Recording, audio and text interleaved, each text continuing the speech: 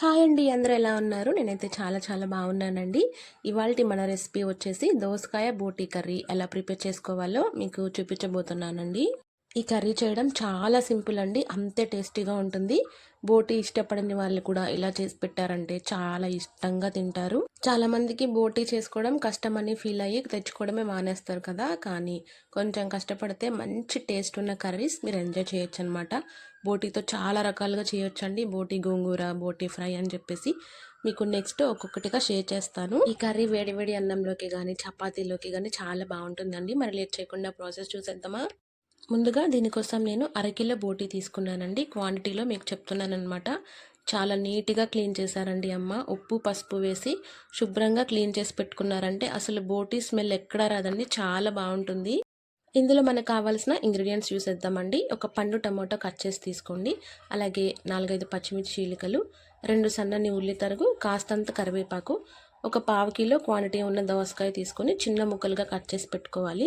Stove మీద కడాయి పెట్టుకొని కడాయిలో 4 టేబుల్ స్పూన్ల వరకు ఆయిల్ వేసుకోండి. ఆయిల్ కాస్త ఎక్కువే పడుతుందన్నమాట.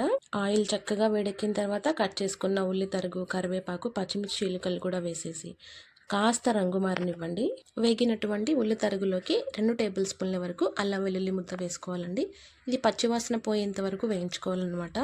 అల్లం వెల్లుల్లి ముద్ద వేగి మంచి స్మెల్ వస్తుంది కదండి, అప్పుడు ఇందులోకి కట్ చేసుకున్న పండు టమోటాను కూడా వేసేసుకోవాలి.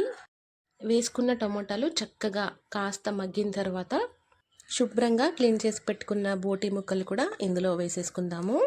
ఏదైనా మనం క్లీన్ చేసుకున్న దాన్ని బట్టే ఉంటుందండి. బోటీ చక్కగా క్లీన్ చేసుకున్నారంటే అసలు స్మెల్ ఎక్కడా రాదండి, చాలా బాగుంటుంది. ఈ తాలింపు అంతా కూడా బోటీ ముక్కలకు పట్టించేసి ఇందులోకి రుచికి సరిపడా రాళ్ళ ఉప్పును వేసుకోవాలి.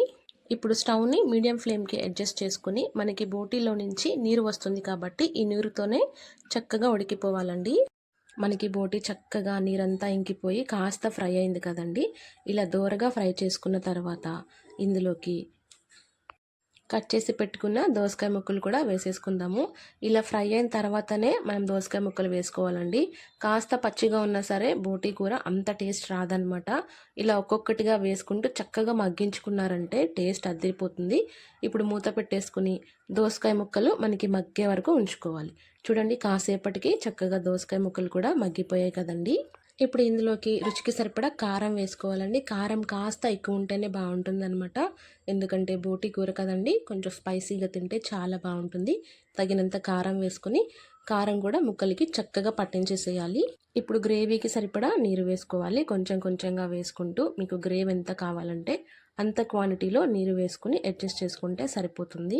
ఇప్పుడు స్టవ్ని హై ఫ్లేమ్లో పెట్టేసి ఒక పావు గంట సేపు ఉడికించారంటే బోటీ కూర చక్కగా దగ్గరకు వచ్చేస్తుందండి. చివరిగా కాస్తంత కొత్తిమీర అలాగే కొంచెం గరం మసాలా వేసుకుంటే టేస్ట్ అదిరిపోతుంది అనమాట. మరీ గ్రేవీగా కాకుండా కొంచెం దగ్గరగా మీరు కర్రీ చేసుకున్నారంటే టేస్ట్ అదిరిపోతుందండి. ఖచ్చితంగా ట్రై చేయండి. చాలా సింపుల్ అండి. మనకి ఎక్కువ మసాలాతో పని ఉండదు, ఎక్కువ ఇంగ్రీడియంట్స్ అవసరం లేదు. చాలా సింపుల్గా చేసేసుకోవచ్చు. చూసారు కదా, చక్కగా మగ్గిపోయిందండి, చక్కగా దగ్గరికి ఎగురుకుంది కదా. ఇప్పుడు సర్వ్ చేసుకుంటే వేడివేడి అన్నంలోకి చాలా బాగుంటుందండి. ఖచ్చితంగా రెసిపీని ట్రై చేయండి. ఇది రైస్లోకైనా చపాతీలోకైనా చాలా బాగుంటుంది. అలాగే మరిన్ని వంటల కోసం మన ఛానల్ని సబ్స్క్రైబ్ చేసుకోండి.